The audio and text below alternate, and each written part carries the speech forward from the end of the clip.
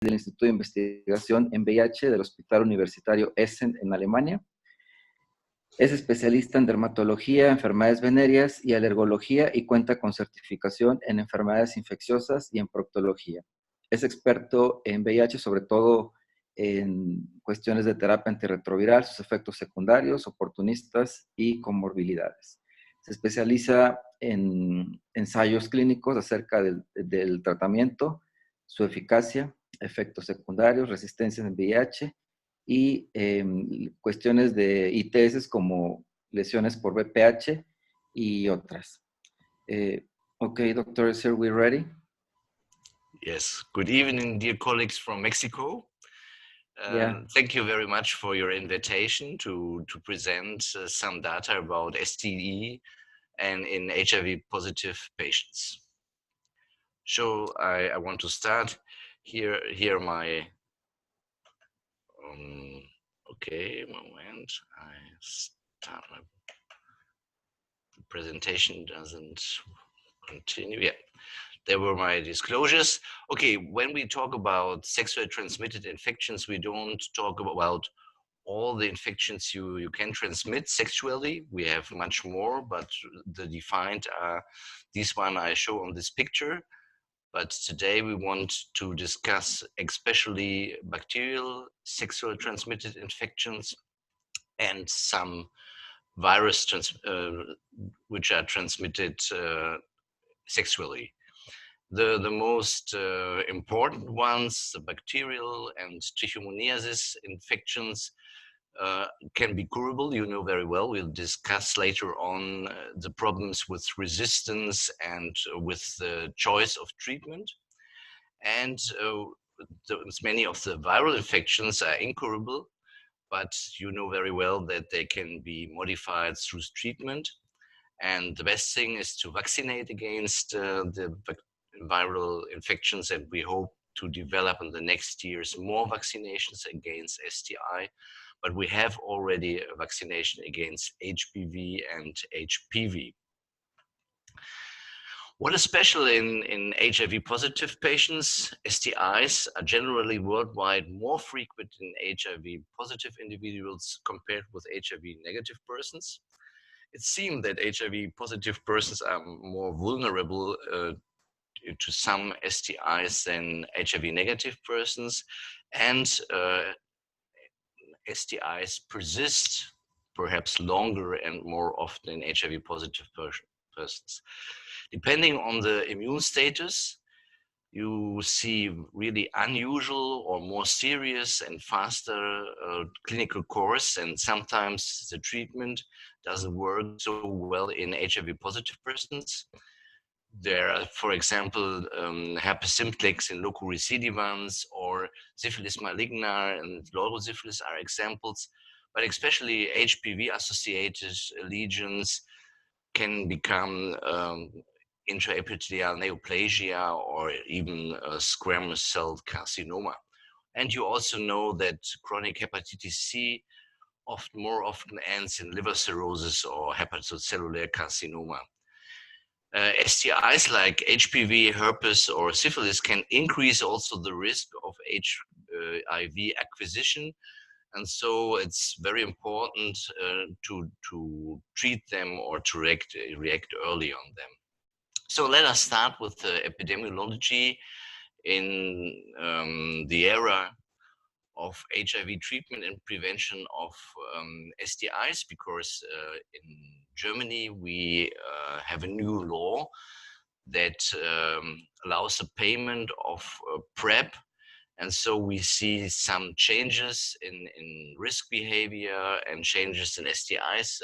I will show some data about this later on.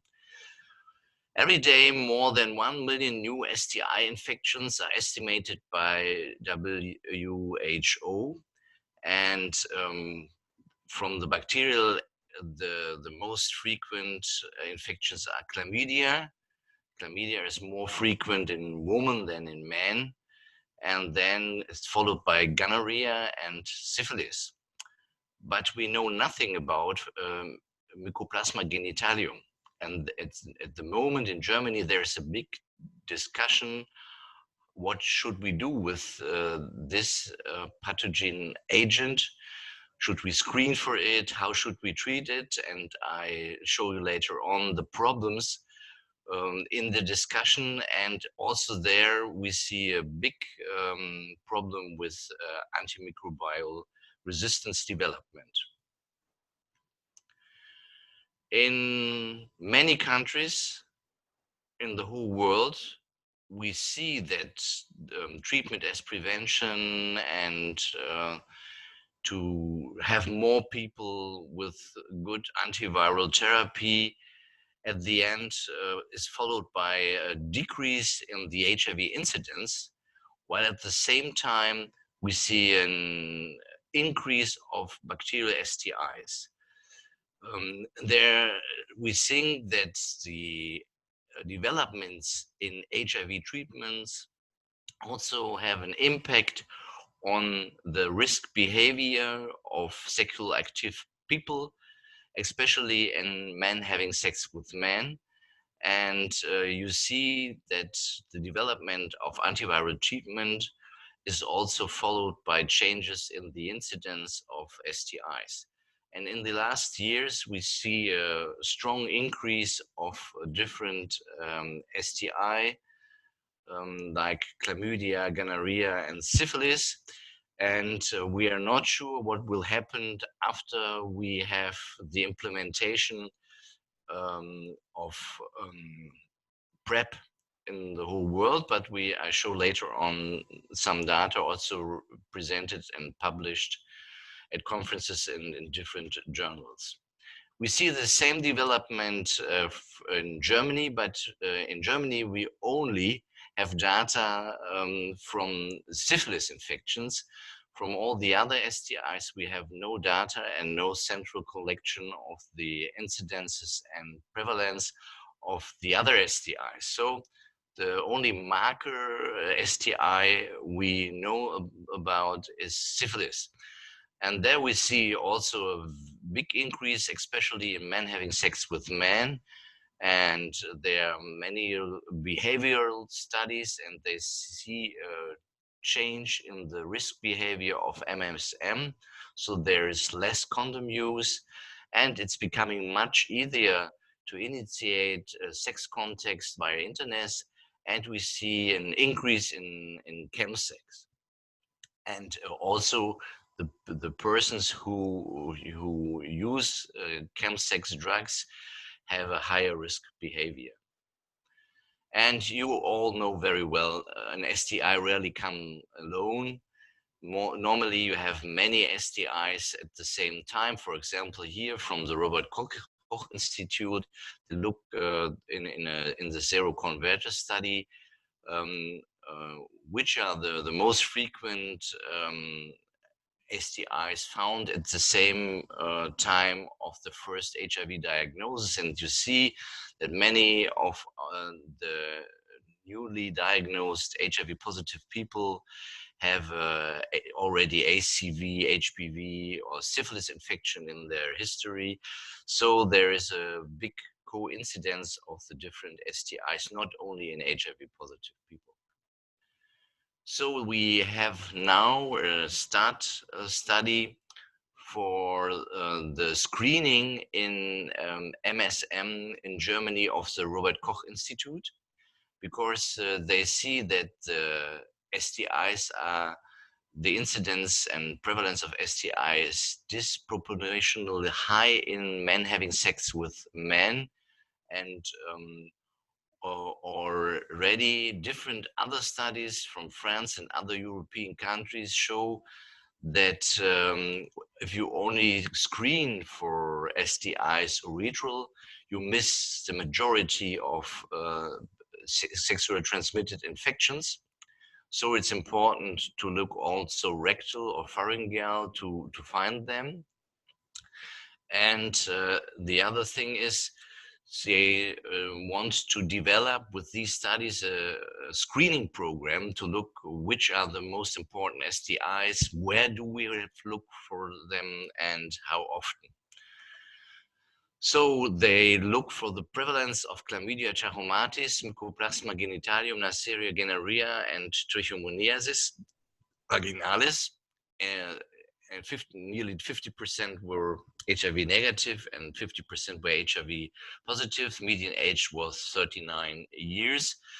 And nearly a third were already HIV negative MSM who are already use a PrEP. And the median number of sex partners in the last 6 months were 5, and more than 70% has a condonless sex in the last 6 months. And a quarter use different drugs during their last sexual activities. And if you look for the prevalence, you see here that the highest prevalence of STIs was found rectal, and the highest prevalence was found for Mycoplasma genitalium.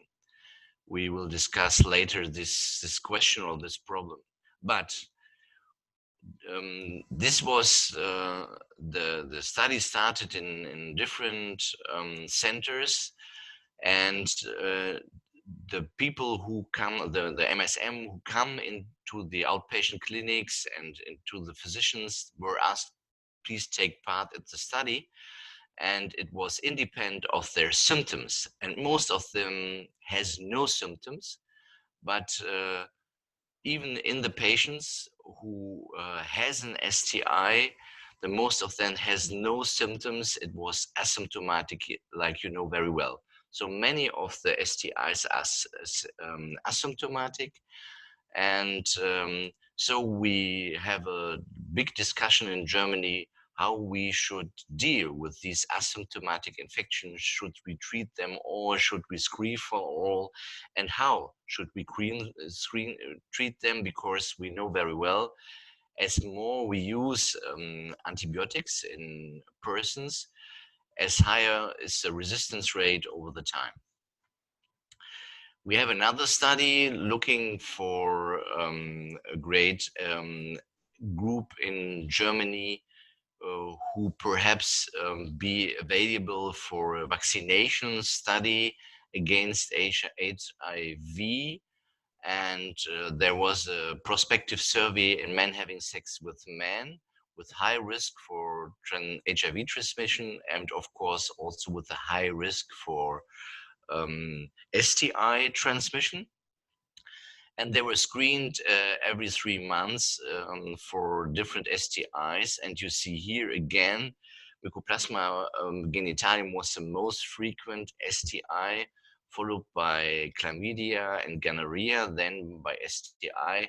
And here they also screened for HCV infections, and you also see a low rate for HCV infection. And during the time of screening, this short time, also the first 4 HIV infections were observed. So this was a high-risk population, but also in this population, the most detected STIs were predominantly asymptomatic.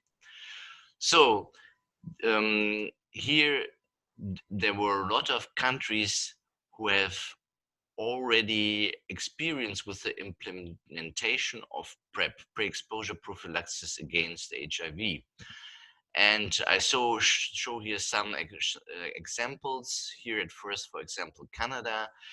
And at the end of the day, they see increased rates of STI among individuals after initiation of PrEP, which may suggest a greater risk behavior. You remember that there was a big discussion about the changes in risk behavior when you introduce PrEP, and many has the estimate there is no risk compensation, but so far it seems there is a risk compensation. We think that there is less condom use, and all the examinations in different countries see that there is a decrease in self-reported use of condoms in PrEP users. And as a direct consequence, even if condoms not protect 100% against all STIs, they have a good chance to avoid some STIs if you use condoms. So there are different countries reporting decline in condom use, and also here you see it depends on the decision of the persons what kind of STE prevention or HIV prevention they choose. And the highest rates, of course, of persons who don't use condoms are PrEP users. And this is different to the studies. There they get a condom counseling, and at the end, in some studies, and there was expected that they use PrEP and condoms, but after implementation of PrEP, most PrEP users don't use condoms anymore. So in all countries, here at the example of the USA, after the implementation of PrEP, this is associated with an increase in the rates of STIs. I'm very interested in the discussion if you have already experience in Mexico, what happens in the PrEP users compared to the other person. We have very good data from different studies. Perhaps you know all very well the hypergay study performed in France by Jean-Michel Molina. He has a lot of experience with a high risk group, especially in men who have sex with men. And they see that they have persons inside their cohort with a high rate of partners in the last 3 months, 9 up to 18 partners. And in this group, they have much higher rates compared with the other ones who have a new STI. And if they use PrEP, the risk is even higher. And most of them have condom-less sex.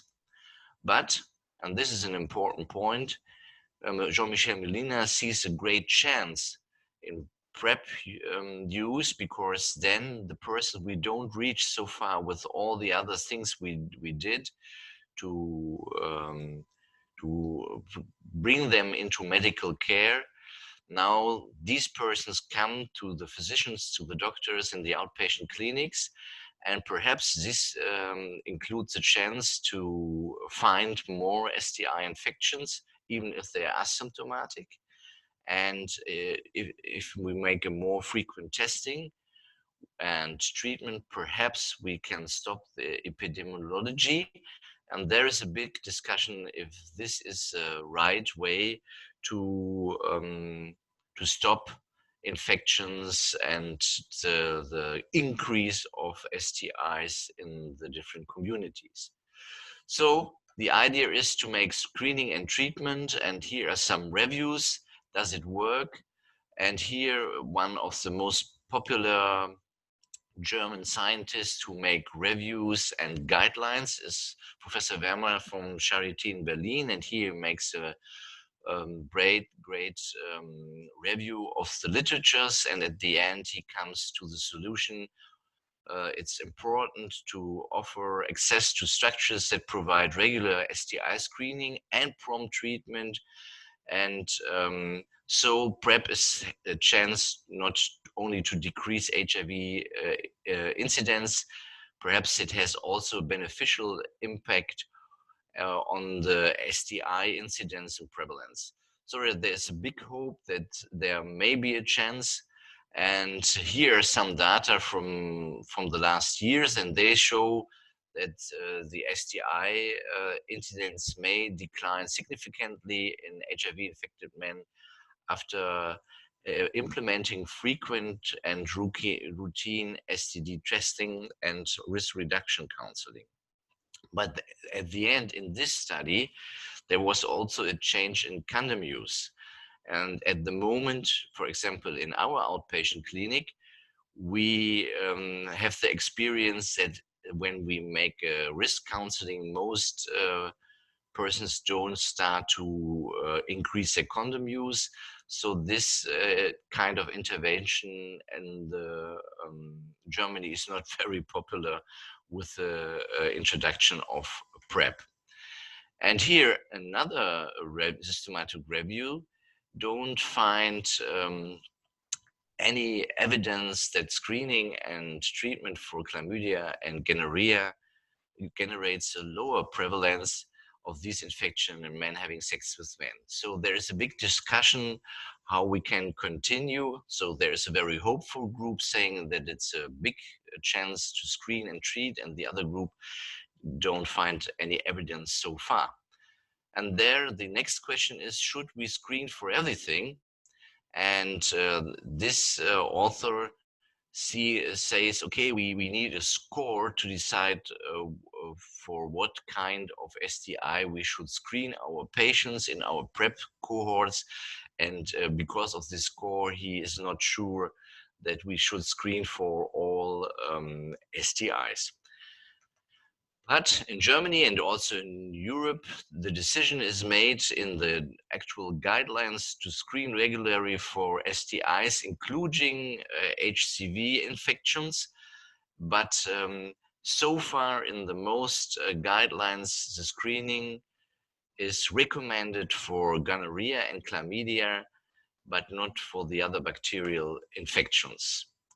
Now I want to make a short overview about the bacterial infection and their treatment and the impact of the treatment on resistance development, what we see so far. One of the most frequent bacterial STIs is syphilis, and it's transmitted by direct sexual contact, and you get infected through micro lesions in mucosa or skin. And it's also associated with increased risk for acquiring HIV. And it has really a high transmission rate. Even kissing can cause an infection. In HIV infected people, you see unusual manifestation and a fulminant progress of syphilis. Especially, you have to be careful because of the development of neurosyphilis. And here you see that the incidence and prevalence of syphilis in Mexico and in Germany is comparable. And you see in all countries over the last years, especially we have some data here from Europe and Canada and USA, we see a great increase of syphilis infections. And also you see a high rate of STI co-infections in actually diagnosed syphilis patients. And so for us, syphilis is a marker disease, especially in the group of men having sex with men. There's also some hints that the susceptibility of HIV positive patients seems to be higher to syphilis than in HIV negative person. There are some explanation, perhaps because of infiltration of the mucosa and other reasons, but this is not so sure so far. But we see much higher rates of syphilis in HIV infected person compared with HIV negative ones. You know that syphilis is a phasal systemic disease. You have the early syphilis. It's defined, it's 1 year after the infection. So we have routine testing, for example, in Germany for syphilis.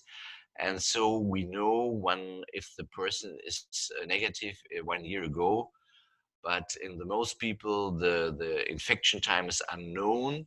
This is important for the decision how you want to treat the syphilis. You know the symptoms of primary syphilis with ocosturum and lymphadenitis. And secondary, you have many different variable symptoms.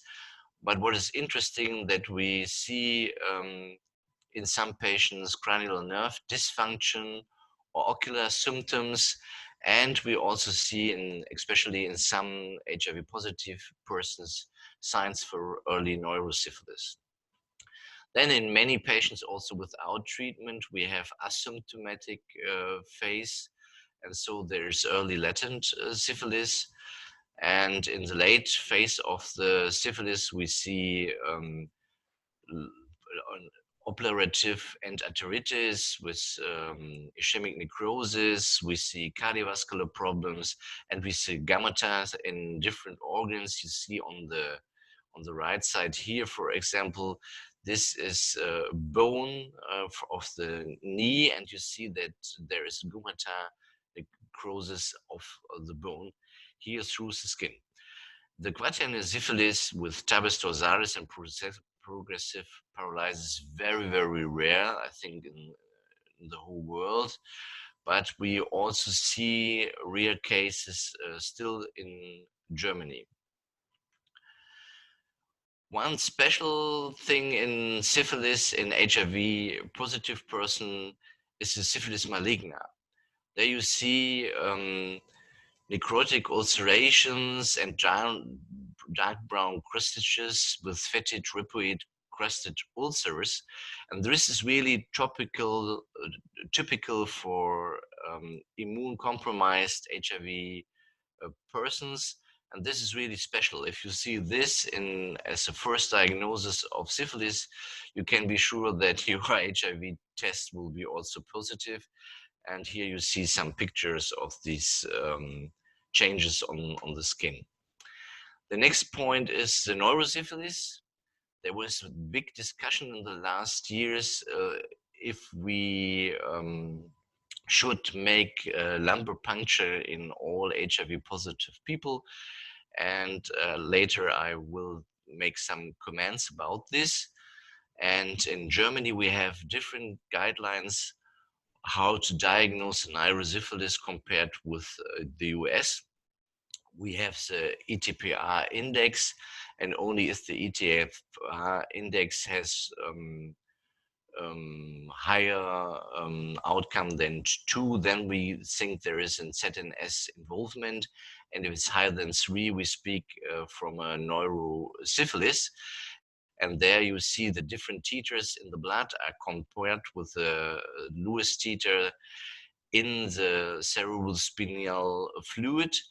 And if you come to the result that there is an out-of-tone antibody synthesis in the ZNS, there you have a sign of neurosyphilis. And of course, if there are any symptoms speaking for ZNS involvement, then we speak about neurosyphilis. There are different kinds of neurosyphilis, the meningovascular neurosyphilis, then the development of gammata also in the brain. You see on the right side here, for example, the CT scan, and neurosyphilis parenchymatosa as a neurodegenerative form, which is really rare. The other are more inflammatory forms. So is the development, the clinical course in untreated syphilis patients different in HIV positive and negative? And for example, we make in our center an examination. We offer our patients lumbar puncture, and we see around 18% in patients with early syphilis stages already an involvement of the brain and neurosyphilis. And what was interesting also in other studies, you see the same, that something around 80% of the patients have a neurosyphilis. And so it's important to find out who are these patients who have this high risk for neurosyphilis. And at least these are persons with lower CD4 rates, with detectable viral load, with no antiviral therapy, and with very high plasma rapid regain test, or VDRL. And so, of course, all symptomatic patients. So if you have symptomatic patients or very low CD4 rates or detectable viral load, then perhaps it's good to offer a lumbar puncture. In the other 10 patients, it's not necessary. But we see in the last year that antiviral treatment or good antiviral treatment also decreases the neurosyphilis risk and the outcomes of the therapy in patients. So in our center so far, we saw no big difference anymore because most of our patients have very good CD4 counts. And so in the last years, where the lumbar puncture is really rare. How do we treat? There is, of course, a difference if you have the diagnosis of neurosyphilis. In the German guidelines, an intravenous use of penicillin is the first choice to treat neurosyphilis, but also the first choice for the early syphilis and late syphilis is intramuscular injection of retarded penicillin treatment. And so far, we don't see any resistance against penicillin in spite of using penicillin for many, many years in the treatment of syphilis.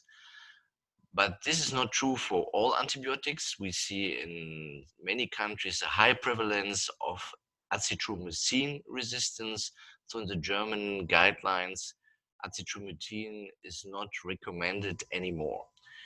If you have an allergy against penicillin, which is often in the anamnesis of the people mentioned, but in the most people who think that they have an allergy against penicillin, it's not true. So it's good perhaps to make a penicillin testing.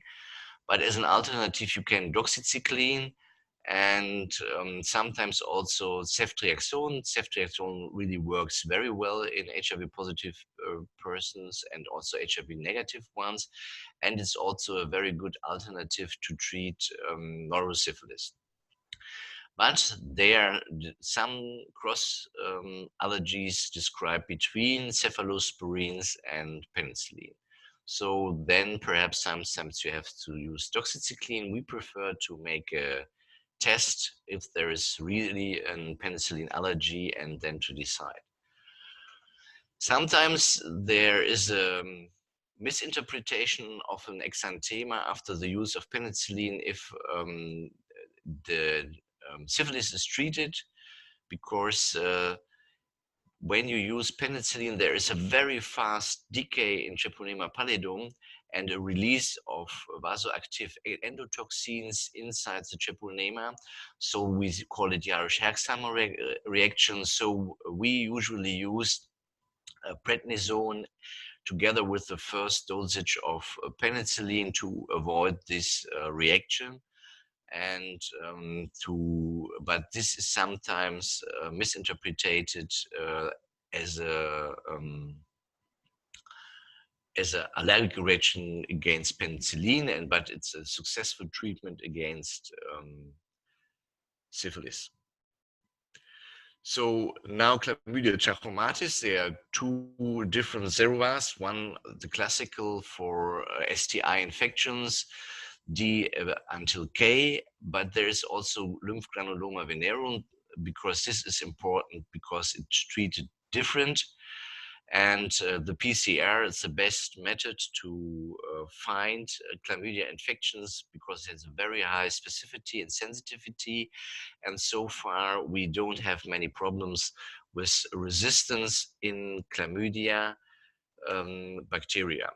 You see also here a high rate of asymptomatic infections, but also some special diseases, rheumatic diseases like the morbus Reiter, you know very well. It's a combination of arthritis, and ocular involvement, and also some skin problems you can see in some of these patients, like balanitis erosiva saccinata or like keratoderma blenuragicum.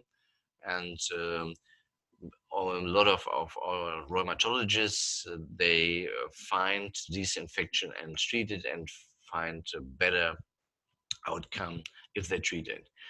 In Germany, we see in the last year an increase in lymphgranuloma venereum infections, and the most frequent symptom is a really painful proctitis.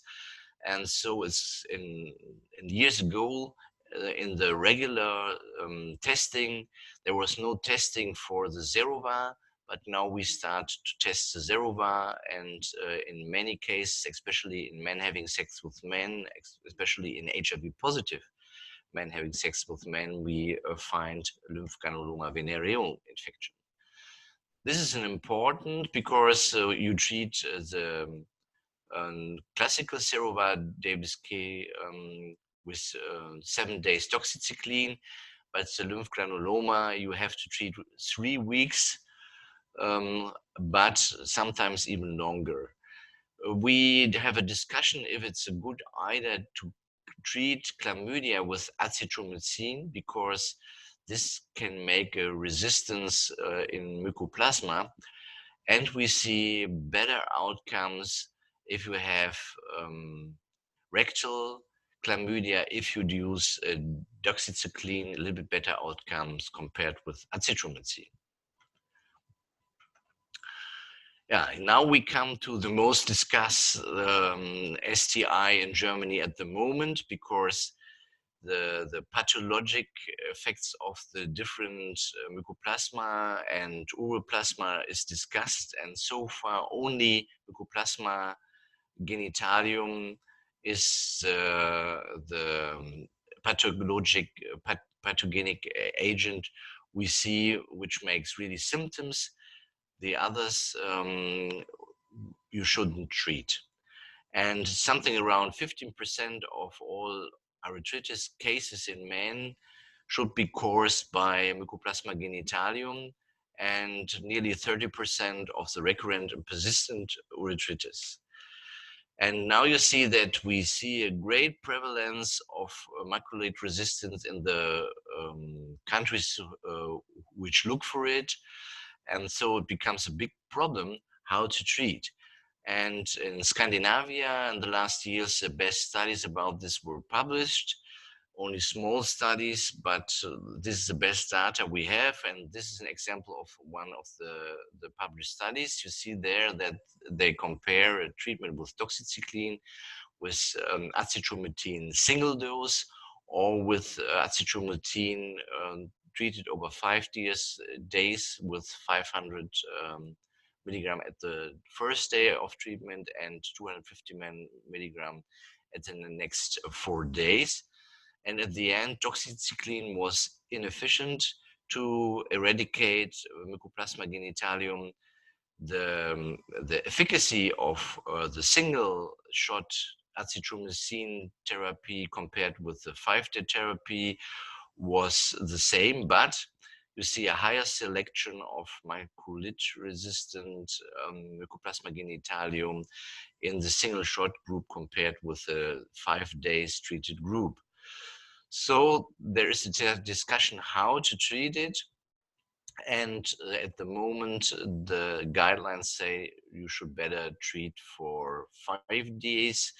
And if there is a resistance or persistence, you have to treat with moxifloxacin, and in the third line with pristinamycin. The problem is in our hotspots in Germany, especially in Berlin, there is already data that 80% of the patients who have mycoplasma genitalium infection are already maculite resistant, and already as more the Berlin colleagues use moxifloxacin, they're already seeing 15% with moxifloxacin resistance. So mycoplasma genitalium is a big problem. And at the moment, when we discuss STI screening in PrEP patients, the consensus so far is not to screen for mycoplasma genitalium, only to screen for gonorrhea and chlamydia. And if you have a symptomatic patient who have persistent symptoms even after treatment, gonorrhea and chlamydia, then the physicians look for mycoplasma genitalium and treat it then. But this is not the best solution, and there's a lot of discussion about this. The next STI, which makes a lot of problems with resistance is gonorrhea. And this is also, you can find it very well with PCR, but there it's recommended to make a culture to find out which resistance you have. There are also some asymptomatic infections, but the most patients have bad symptoms like discharge. And here you see that there is also resistance development here with azithromycin, but also some countries where you find resistance against ceftriaxone. But so far in Germany, we have nearly no resistance against ceftriaxone, so it works very well. But so far, it's recommended to treat simultaneously with ceftriaxone and azithromycin. At the beginning of these guidelines, we see an increase of azithromycin, so it's discussed not to treat always together. One reason to treat together is to have a broader treatment to avoid resistance. And the other point is in 30% of the gonorrhea infected persons, we also see chlamydia infection, but at the moment the idea is to treat the chlamydia infection with doxycycline to avoid azithromycin resistance. So there is a big discussion, does Neisseria gonorrhea becomes to a superbug? But we seem that there, and there's a lot of research to find new antibiotics to overcome resistance. And there's a discussion about the role of pharyngeal infection with diverse Neisseria subspecies and about the reservoir inside the mouth of Neisseria gonorrhea for the development of resistance. And there are some ideas how you can deal with it. But what, in my point of view, is the most important point that you treat gonorrhea with high enough dosage. And the countries who have more problems with the resistance development of gonorrhea use lower ceftriaxone dosage. So in Germany, the German guidelines recommend 1 or 2 grams ceftriaxone intramuscular. You can also give it as an infusion. And this should be perhaps better to avoid resistance. And so far we have not a lot of resistance against ceftriaxone in Germany. So I come to the end. I can make longer, of course, because I have also some data about HPV, but I be told to talk about 40 minutes, and I want to end with new strategies. One strategy, especially against gonorrhea, because of the high resistance development, is to develop a vaccine.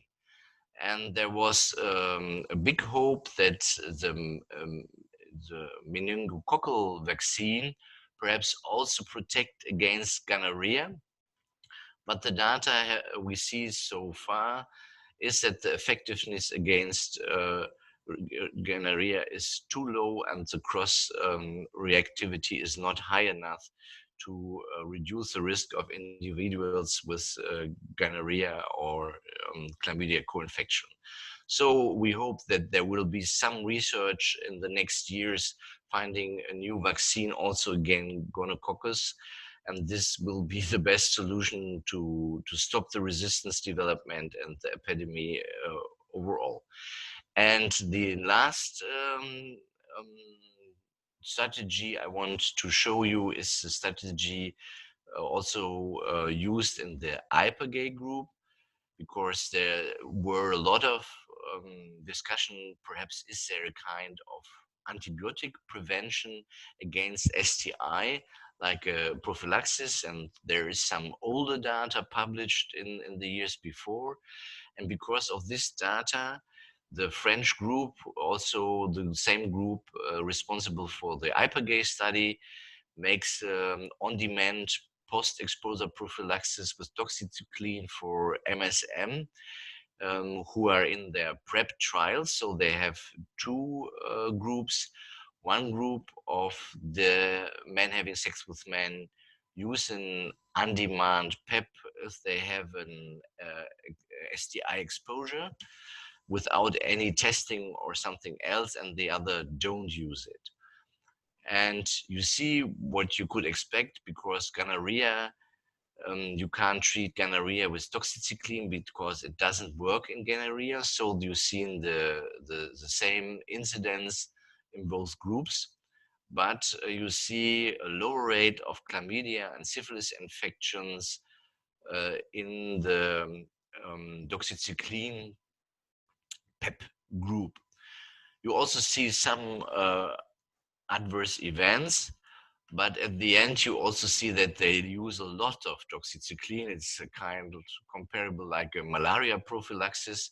So they use a very high dose, and so far there is no data how this antibiotic intervention is associated with resistance development. So this antibiotic prophylaxis so far is still not recommended, and it's discussed if it's a possibility. On the other hand, this maybe have disadvantages, for example, on the microbiome, and also have some long-term adverse effects. So there's this is perhaps not the solution of the problems. So there are some pros and cons about this strategy, but I think at the end of the day, we should develop vaccinations. And as an infectiologist, I'm also like you, infectiologist, it's perhaps not an idea to use in big populations antibiotics, and perhaps over the time we will see resistance development and other side effects. So I think my time is over, and so I don't continue with the other STIs perhaps, and if you agree, we start the discussion about the shown data. And I still want to say again, thank you about your attention, and I'm very happy that you invite me for this wonderful webinar, and I hope I find the points which are interesting for you. Thank you very much.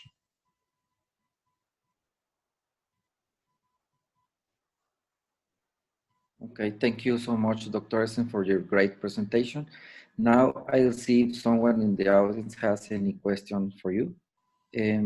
¿Alguien que tenga alguna pregunta para el doctor? Saben que lo pueden hacer mediante activar su micrófono o escribirlo en el chat. Okay, Dr. Esser, I have a question. The first question for you is, nowadays we know that there has been an increased incidence of STIs in any special population, but like I can see with your presentation is that the use of PrEP has increased these STIs. But do you think there are other reasons for this increased incidence besides PrEP use? The PrEP has two implications. The first thing is we screen much more in high-risk populations for STI. That can be one reason why we see a higher incidence and prevalence of STIs, because so far we didn't look for.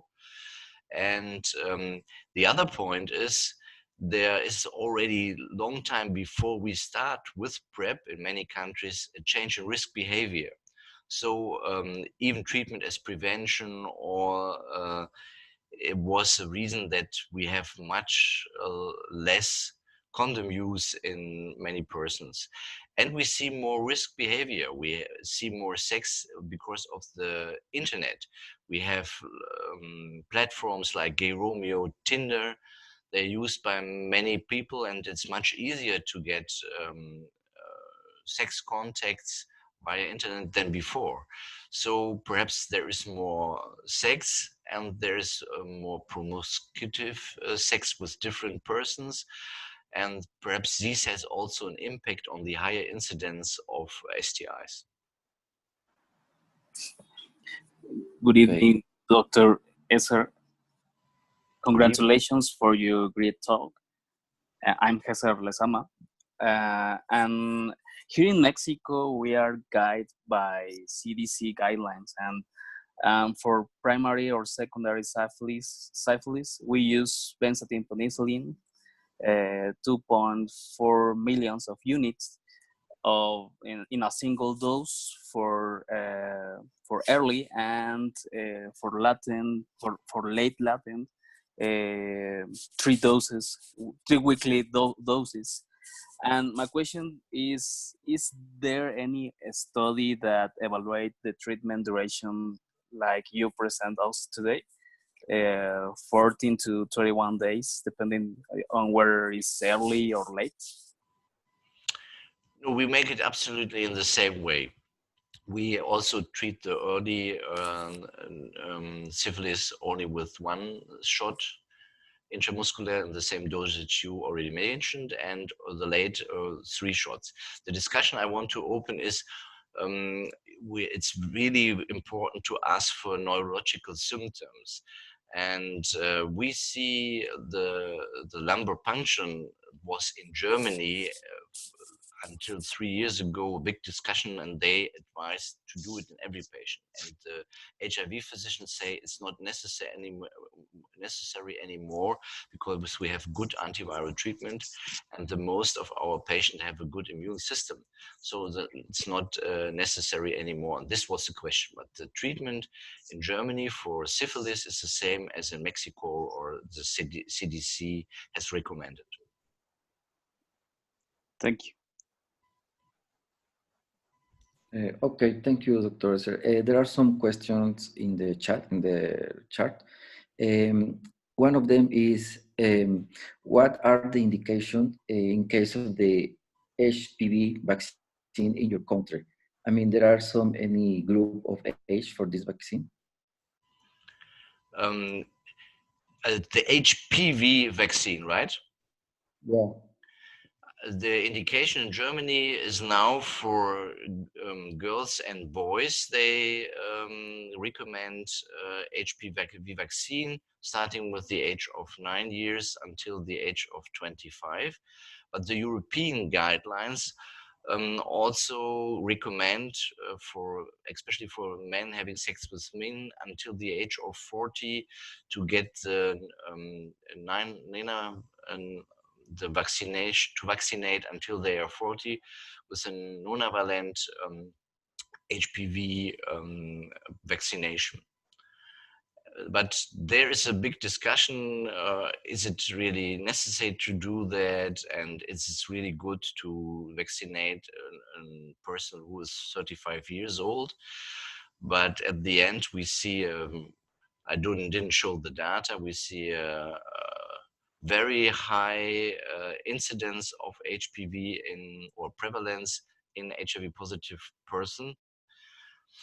But perhaps the vaccination can protect against HPV they don't have so far. We don't have good data showing that persons who are already infected with HPV have any additional positive effect of the vaccination. So far, there was a big HCTG study showing no positive effect of this vaccination. So the best thing is there is good data for young HIV positive people, for children. It's absolutely safe also in HIV positive to use HPV vaccination. The effect for adult people is discussed so far. We need more data to see what happens. But at the end of the day, to use this vaccine in Germany is very expensive, but the people who are vaccinated have no disadvantage when they use HPV vaccination. Okay, thank you. Other question is, taking into consideration the antimicrobial resistance, do you think or do you consider to initiate empirical therapy for these STIs before any test? Pardon? Okay, taking into consideration the antimicrobial resistance for STIs, do you consider to initiate empirical therapy for these STIs before any test? Okay, you have to look for the setting where you work, I work at the uni hospital, and we are responsible to make good data about resistance development. So for me, it's very easy because we always make resistant testing for all our STIs, but we have many physicians working in their praxis outside hospitals, and they make their first shot without any resistance testing, and they make it because of the experience and about the data collected in Germany. And so they don't make, for example, a culture for gonorrhea or something like this. Was this your question? Yeah, it's for in patients that have a resistance to any antimicrobial. Doctor asked about if we can use empirical therapy in these patients. I don't know if you understand the question. If you have already resistance, or you treat with the first shot and you don't have success, then it's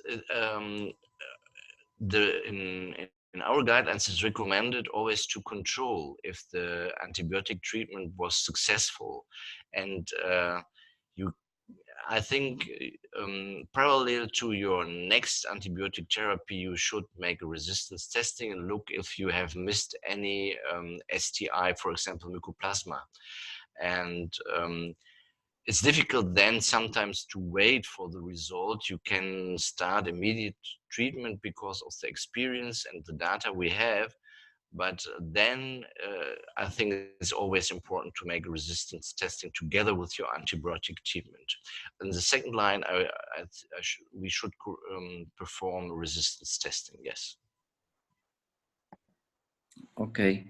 Another question is, in case of a pregnant woman that has non-treponemic test with low levels, for example, 1 to 4, these patients must be treated. We look always for 3 things. We make the screening test, like the TPRA, then we look for the IgM, and we look for the VDRL. And because of the high transmission rates of Treponema pallidum during pregnancy, if we are not sure, we would decide to treat to be sure. And we have to discuss with the mother, of course. But if the mother isn't treated so far, and you have a first-time diagnosis of syphilis, and you see there is activity, and it's very difficult if it's only 1 to 2.4 in the VDL test, then, but at the end, I would decide to treat. It's more safe because we see a lot of complications if you don't treat, and it's difficult because the serology is sometimes difficult to interpret, and especially in HIV positive persons. Okay, thank you. There are some reports about, especially in the United States, about gonorrhea resistance to fluoroquinolones and third generation cephalosporins. What I can see in your presentation, you don't have in your country that problem, but or maybe I don't know if you have any case of this super gonorrhea. And the question is, how do you treat this kind of bacteria that is resistant to most of the antibiotics? The last cases we have because we have many persons travel around the world. The last case we could hear with spectinomycin. It's so far only available in veterinary medicine, but it's a very good antibioticum to treat it. And in France, they use pristinamycin and have success in the treatment of gonorrhea. So we were able to solve this problem with this kind of antibiotic treatment. But it's also described in the literature when spectinomycin is used more often, then you could also, of course, develop resistance against this. And it seemed to be gonorrhea and bacteria develop very fast resistance against different antibiotics. But so far, we have good luck in the use of these antibiotics to solve this problem here for our patients we have with antibiotic resistance with gonorrhea infection. Okay, thank you. ¿Alguien más tiene alguna pregunta para el doctor? Okay, Dr. Esser, I think there are no more questions for you. So I'd like to thank you for participating in this webinar and with a very important presentation that is so important for not only for HIV people, but also for all people that has initiated sexual activity and has other or have other risk factors. So thank you so much for your great presentation again. And good morning there in Germany. Thank you. I wish you a nice evening and perhaps a good night. Good night from Mexico. Thank you very much, Stefan. Yeah, thank you that you invite me. I hope it was like you wish. Yes, it's a very excited topic, and we enjoy your talk. Thank you very much. Thank you very much. And what do you do now? So, thank you very much. Bye-bye. Bye. Thank you.